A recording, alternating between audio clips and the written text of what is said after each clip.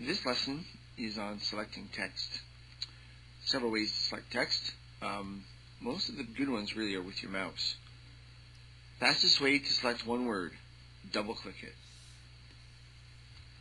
Fastest way to select one line, simply come out here. This is called the selection bar. So your mouse needs to turn into an arrow pointing to the right, and then you're in the selection bar. It's only on the the left-hand side of the document, and anywhere in here where your mouse turns to an arrow pointing to the right, you're in the selection bar. So if I click once, I select an entire line. So that's how that selection bar works. If I click twice, it selects the entire paragraph. If I click 3 times, I just selected the entire document. Doesn't matter how big your document is. Here I've got an 8-page document, and by triple clicking in here, I've selected the entire document. Now, what you need to remember, when you've got something selected, anything that you type or insert will replace whatever you've got selected. So if I hit the space bar right now, I've just replaced an 8-page document with a space. Right? Probably didn't want to do that.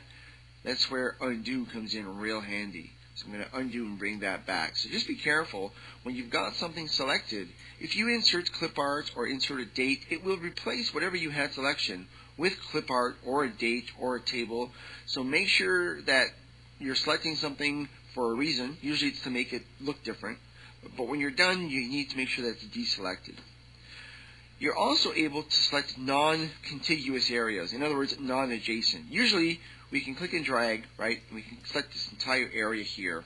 If I wanted to skip this line and then do this line, I need to put my control key down, and that allows me to skip this and now continue over here.